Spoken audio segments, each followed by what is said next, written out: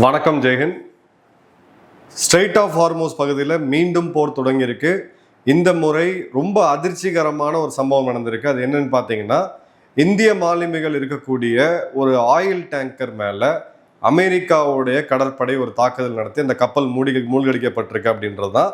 இப்போ இது ஒன்றும் இல்லை, 2 இன்சிடென்ட் நடந்திருக்கு.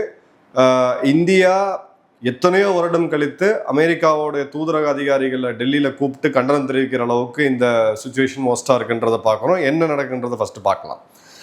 அமெரிக்காவுடைய சென்ட்ரல் கமாண்ட் சென்காம் தான் இந்த தாக்குதல் நடத்துகிறாங்க.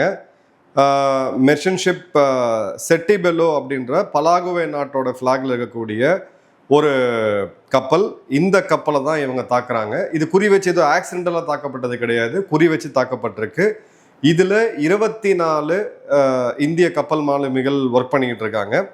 இப்போ இதில் என்ன அப்படின்னு பார்த்தீங்கன்னா, ஜூன் 10 அதிகாலையில் அமெரிக்காவுடைய போர் விமானங்கள் இந்த குறிப்பிட்ட கப்பலை குறி வச்சு அதோட இன்ஜின் ரூம் மற்றும் ஆயில் டேங்கர் இந்த இடத்த குறி வச்சு அந்த அம்யூனிஷன்ஸ் அப்படின்றத ட்ராப் பண்ணுறாங்க. ட்ராப் பண்ண பிறகு அந்த இன்ஜின் ரூம் கம்ப்ளீட்டாக டேமேஜ் ஆகுது. அங்கே தீப்பத்தி எரிஞ்சு அந்த லைஃப் போட்ஸு இதெல்லாம் கூட டிப்ளாய் பண்ண முடியாமல் அவசரமாக ஒமானிய கப்பல்கள் அங்கே வந்து விமானப்படை வந்து இங்கே நம்மளுடைய வீரர்களை மீட்டெடுத்து சேஃபாக கொண்டு போகிறாங்க. இந்திய அரசு ஒமானுக்கு ஒரு நன்றியும் தெரிவித்தாங்க. 21 பேர் இதில் வரைக்கும் மீட்கப்பட்டிருக்காங்க. 3 பேர் இன்னும் காணாமல் போயிருக்காங்க அப்படின்றது தெரியுது.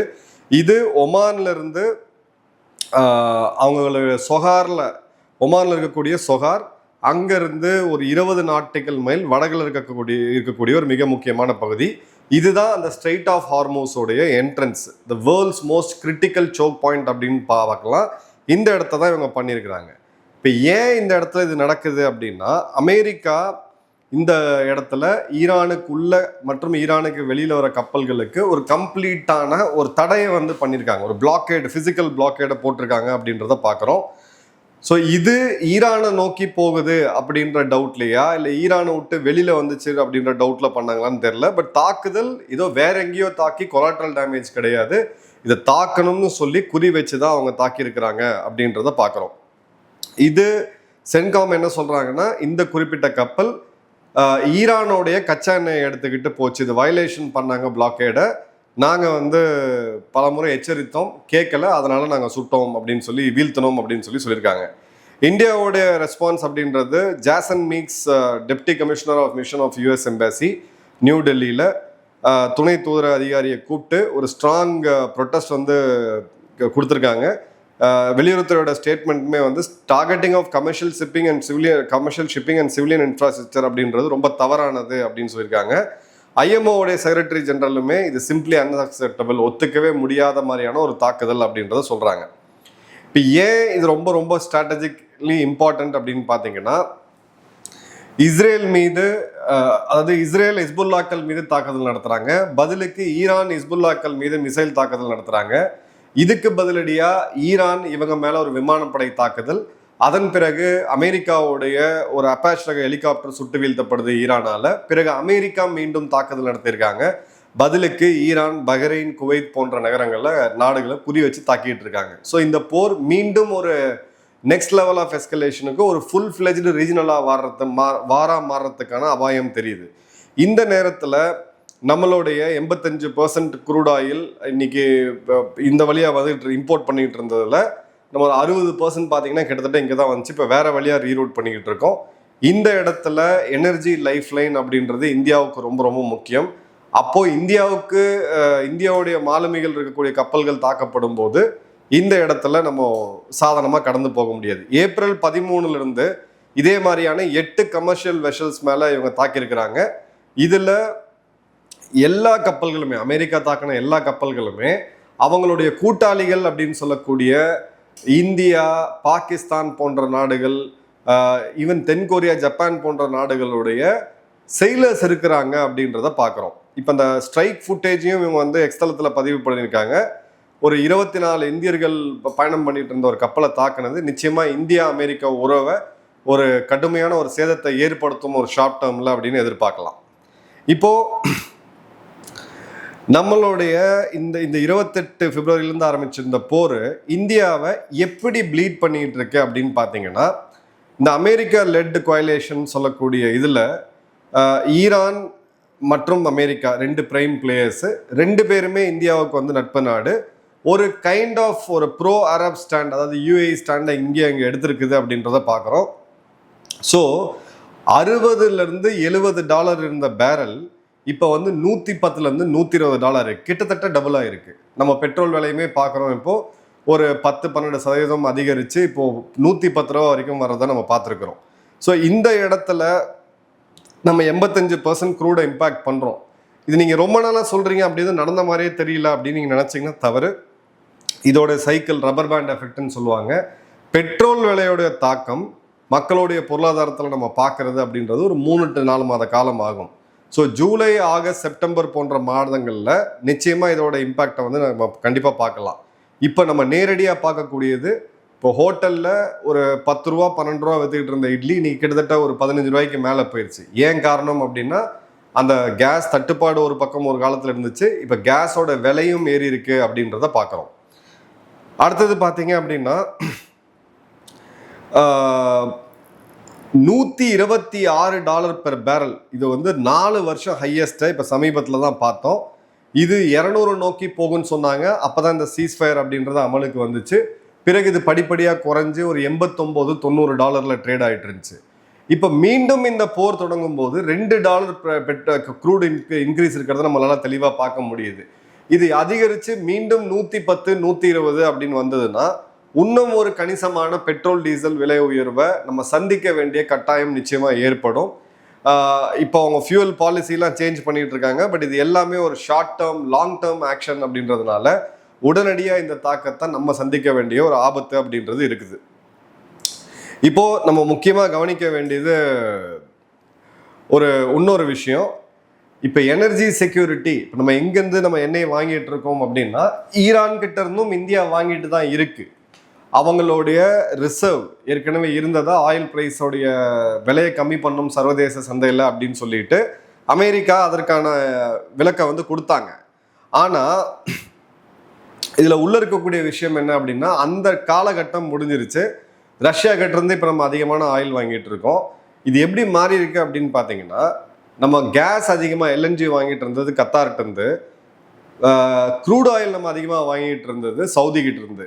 இப்போ அது அப்படியே மாறி நம்மளோட க்ரூட் அதிகமான இம்போர்ட் நம்ம ரஷ்யாவிலேருந்து பண்ணிக்கிட்டு இருக்கோம், எல்என்ஜியோட அதிகமான இம்போர்ட் நம்ம அமெரிக்காவிலேருந்து பண்ணிக்கிட்டு இருக்கோம் அப்படின்றத பார்க்குறோம். இதோடைய சப்ளை செயின் ரூட்டு, சப்ளை செயினோட காஸ்ட் அப்படின்றது கொஞ்சம் அதிகம். அதே மாதிரி மோர் தென் தட் டைமும் அதிகம். பட் ஒரு வகையில் பார்த்தீங்கன்னா ஹைசி இன்வென்ட்ரி நல்லது தான் அப்படின்னு சொல்லி லாஜிஸ்டிக்ஸில் சொல்லுவாங்க. அப்படி பார்த்தாலும் இந்த ஷார்ட் டேர்ம் ஷாக்கில் நம்ம உடனடியாக ரியாக்ட் பண்ண முடியாத ஒரு சூழ்நிலை அப்படின்றது வருது. இப்போது ஐஆர்ஜிசி பதிலுக்கு 2 கப்பல்களை தாக்கியிருக்கிறாங்க.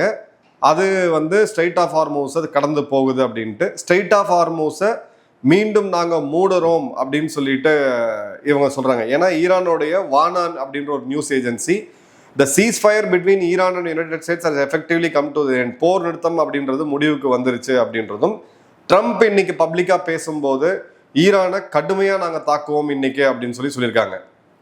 ஸோ இப்போ அமெரிக்கா நடத்திய தாக்குதலில் எதெல்லாம் தாக்கப்பட்டிருக்கு அப்படின்றத பார்க்குறான். சிரிக் அப்படின்ற ஒரு இடம், மினாப், பந்தார் அபாஸ் துறைமுகம், கஷம் ஐலாண்ட்ஸ், எங்கம் தீவுகள், மேற்கு தெஹரான், ஃபார்ஸ் ப்ராவின்ஸ், கோர்கான், கராஜ் மற்றும் கார்க் தீவுகள். இது எல்லாமே நீங்கள் கணிசமான அளவுக்கு பார்த்தீங்கன்னா ஒன்று இவங்களுடைய மிலிட்ரி பேஸஸாக இருக்குது ஈரானோடது, இல்லை அப்படின்னா அவங்களுடைய ஆயில் இன்ஃப்ராஸ்ட்ரக்சராக இருக்குது. ஸோ இப்போ ரெண்டுத்தையும் பண்ணும்போது பதிலுக்கு ஈரான் சும்மா இருக்கும்னு நம்ம எதிர்பார்க்க முடியாது. இப்போ ஈரான் எங்கெங்க கை வைக்கிறாங்க அப்படின்னா அமெரிக்காவுடைய மிலிட்ரி பேசஸ், குறிப்பாக குவைத், பஹ்ரைன், கத்தார் போன்ற நாடுகளில். அதே மாதிரி இந்த நாடுகளுடைய எனர்ஜி இன்ஃப்ராஸ்ட்ரக்சரையும் கை வைக்கிறாங்க. இப்போ மிலிட்ரி பேஸை கை வைக்கும் போது அதில் இந்தியா மற்றும் உலக நாடுகளுக்கு பெரிய பாதிப்பா அப்படின்னு கேட்டிங்கன்னா கண்டிப்பாக கிடையாது.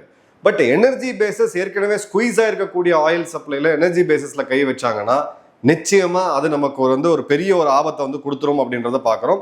இப்போது யூஎஸோடைய அல் ஹரீர் ஏர்பேஸ், இது ஈராக்கில் இருக்கக்கூடிய குர்திஸ்தான் எர்பிலில் இருக்குது.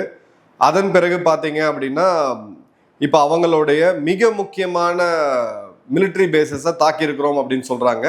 இதற்கான வீடியோஸும் நம்ம வந்து பார்க்க முடியுது. இப்போ ஏன் அமெரிக்கா குறி வச்சு சிர்கிக், மினாப் இந்த மாதிரி இடங்கள்ல தாக்குனாங்கன்னா, ஸ்ட்ரெயிட் ஆஃப் ஹார்மூஸோடைய வடக்கு முனை அப்படின்றது தான் இந்த சிர்கிக் அப்படின்ற இடம். ஹார்மோசான் ப்ராவின்ஸ் அப்படின்னு சொல்லுவாங்க. இதுதான் இந்த 21 கிலோமீட்டர் அகலம் உள்ள இந்த ஷிப்பிங் லைனை நேரடியாக பார்க்கக்கூடிய இடம். ஸோ ஐஆர்ஜிசியோடைய ஃபாஸ்ட் போட்ஸ் மற்றும் மைனிங் ஆப்ரேஷன் கணிசமான அளவுக்கு இங்கிருந்து தான் நடக்குது. இது எல்லாமே அமெரிக்காவுடைய லேட்டஸ்ட் இன்டெலிஜென்ஸ் படி அவங்க பண்ண தாக்குதல்.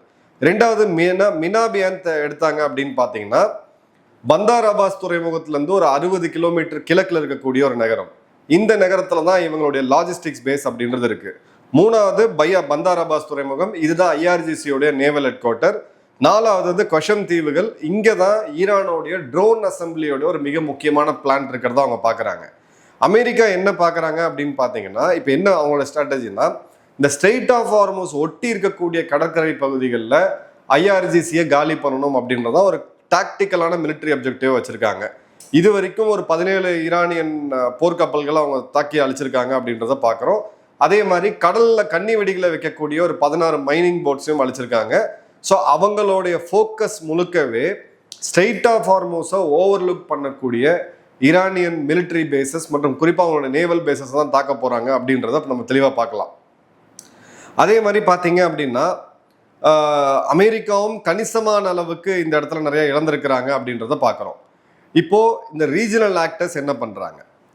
இப்போ இஸ்ரேல் தான் இதுக்கு ஒரு வகையாக காரணம்னு எல்லாருமே சொல்கிறாங்க. ஏன்னா லெபனான் மீது தாக்குதல் நடத்தினால தான் ஈரான் உள்ளே வந்துச்சு. பிறகு இவங்க 2 பேரும் மோதிக்கிட்டாங்க. பிறகு அமெரிக்காவுடைய கப்பல் வீழ்த்தப்பட்டுச்சு, விமானம் வீழ்த்தப்பட்டுச்சு. பிறகு இப்போ அமெரிக்கா திரும்ப அடிக்கிறாங்க. பட் ஓவராலாக பார்த்தீங்கன்னா, இனி வரக்கூடிய காலங்களில் இந்த அமைதி அப்படின்ற அந்த வார்த்தைக்குள்ள இந்த மாதிரியான தாக்குதல்கள் தொடர்ந்து நடந்துகிட்டு இருக்கும் அப்படின்னு தான் பொருள் தெளிவாக வருது. பாகிஸ்தான் பொறுத்த வரைக்கும் ஒரு பெரிய ஹை நோட்டில் ஆரம்பித்து நாங்கள் இந்த போரை முடிச்சிருவோம், நாங்கள் அமைதி புறா அப்படி இப்படின்லாம் சீனை போட்டு இன்னைக்கு ஒன்றுமே இல்லாமல் பெட்ரோல் டீசலை எப்படியாவது இப்போ சமாளிக்கணும் அப்படின்ற நிலைமையில பாகிஸ்தான் போயிட்டு இருக்கு. எவ்வளோ ரூபாய்க்கு பாகிஸ்தான் பெட்ரோல் விற்குதுன்றது நம்ம எல்லாருக்குமே தெரியும். கிட்டத்தட்ட 250 300 ரூபாய்க்கு தாண்டி போயிட்டு இருக்கு. இப்போ Saudi Arabia, Bahrain, Kuwait, Jordan மீது நடத்தப்பட்ட தாக்குதல்களை கண்டிக்கிறாங்க. பட் சவுதி அரேபியா பாகிஸ்தானை நம்பி இல்லை அமெரிக்காவை நம்பி இந்த யுத்தத்துக்குள்ள இறங்குறதுக்கு அவங்க தயாரா இல்லை. யுஏஇ இருக்கிறதுலே கடுமையாக பாதிக்கப்பட்டிருக்கக்கூடிய நாடு. இவங்க இந்த இடத்துல இன்னும் எவ்வளோ வேணாலும் தாங்கலாம், ஆனால் ஈரான் கதையை முடிக்கணும் அப்படின்றத அவங்க ஒரு பாயிண்ட்ல பார்க்குறாங்க. ஈராக் இப்போ 2த்துக்கு நடுவில் மத்தளமாக மாட்டிக்கிட்டாங்க. ஏன்னா ஈரானோட எல்லையை கொண்ட ஒரு பகுதி. இந்தியாவை பொறுத்த வரைக்கும் நமக்கு ஒரு மேஜராக எக்கனாமிக் இம்பேக்ட் இருக்குது. சைட்ஸ் எடுக்கல, இல்லை எந்த சைடில் யார் வீழ்றாங்க, ஜெயிக்கிறாங்க, தோக்குறாங்கன்றது இந்தியாவுக்கு விஷயமே கிடையாது. இந்த கமெண்ட்ஸ்லேயே நம்ம பார்த்தோம் அப்படின்னா, இந்த உணர்வு பூர்வமாக கொந்தளிக்கக்கூடிய ஜியோ பாலிட்டிக்ஸோடைய அதில் நிறைய டைம் நான் சொல்லியிருக்கேன், எமோஷன்ஸ் கிடையாது, மனிதர்கள் மாதிரி எமோஷனலாக அதை பார்க்க முடியாதுன்னு சொல்லிட்டு, அதை மீறி நம்ம ஒரு நாட்டுக்கும் சார்பு எடுக்கிறது இங்கே விஷயம் கிடையாது. அமெரிக்கா தாக்கப்பட்டாலும் ஈரான் தாக்கப்பட்டாலும் நஷ்டம் நமக்கு தான். நம்ம பாக்கெட்ல தான் நம்ம பெட்ரோல் டீசலுக்கு அதிகமாக விலை கொடுக்க போகிறோம் அப்படின்றத பார்க்குறோம். சர்ப்ரைசிங்காக ஹவுத்தீஸ் பார்த்தீங்க அப்படின்னா இன்னமும் செங்கடல்ல பெரிய அளவுக்கு ஒரு தாக்குதலை பண்ணல. கடைசியாக அவங்க தாக்குதல் பண்ணது மார்ச் 28 இஸ்ரேலை நோக்கி சில ஏவுகணைகளை ஏவினாங்க. பட் கிளியராகவே இது ஒரு வகையில் அவங்க ஒரு அக்ரிமெண்ட்ல இருக்கிறாங்க அப்படின்றது தான் தெரியுது. ஸோ இப்போ நம்ம பார்த்தோம் அப்படின்னா, கரண்ட் எஸ்டிமேட் இந்த போர் தொடர்ந்ததுன்னா மீண்டும் $100-110 போகிறதுக்கான வாய்ப்புகள் மிக அதிகமாக இருக்கு. கத்தாரோட எல்என்ஜி மீண்டும் கண்டிப்பாக டிஸ்டர்ப்ட் ஆகும். குளோபல் ஷிப்பிங் காஸ்ட் அதிகரிக்கும். ஷிப்பிங் ஷார்ட்டேஜ், குறிப்பாக கேஸ் ஷார்ட்டேஜ் ஏற்படுறதுக்கான வாய்ப்புகள் இருக்கு. அதே மாதிரி பார்த்தீங்கன்னா இந்தியாவோட ரூபாயும் கணிசமான அளவுக்கு விழுந்திருக்கு. 100 ரூபாயை டச் பண்ணாலும் அது ஆச்சரியப்படுறது கிடையாது.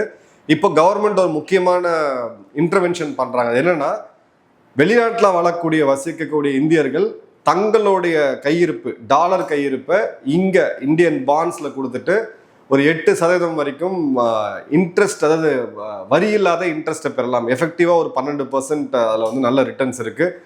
இதில் சம்மந்தப்பட்டிருக்கக்கூடிய financial experts, stock market experts இதை பற்றி கமெண்ட் பண்ணுங்க. டாலர் கையிருப்பை நம்ம நாட்டு மக்கள்கிட்ட வெளியில் இருக்கக்கூடிய மக்கள்கிட்ட வாங்கி கையிருப்பை வச்சு அதுக்கு ஒரு வட்டி கொடுக்கறது என்ன மாதிரியான ஸ்ட்ராட்டஜி அப்படின்னு சொல்லிட்டு. ஸோ நம்மளை பொறுத்த வரைக்கும் நம்ம கிளியர் கட்டாக இதை பார்த்தோம் அப்படின்னா, எக்கனாமிக்கலாக நமக்கு ஒரு இம்பேக்ட் அப்படின்றது இருக்கு. ஸோ ஈரான் இதை கண்டினியூ பண்ணாங்க அப்படின்னா, இந்த போரை கண்டினியூ பண்ணாங்க அப்படின்னா நிச்சயமா இது மீண்டும் ஏப்ரல்ல நம்ம பார்த்த அந்த பதட்டம் அதே அளவுக்கான தட்டுப்பாடுகளை நம்மளும் பார்க்கறதுக்கான வாய்ப்புகள் இருக்கு. நெகட்டிவா பேசக்கூடாது அப்படின்றது தான் என்னோட எண்ணமும். பட் ரியாலிட்டி பார்த்தா அப்படிதான் இருக்கு. என்ன நடக்குன்றத பார்ப்போம். உங்க கமெண்ட்ஸை கமெண்ட் பாக்ஸ்ல போடுங்க. நன்றி, வணக்கம், ஜெயன்.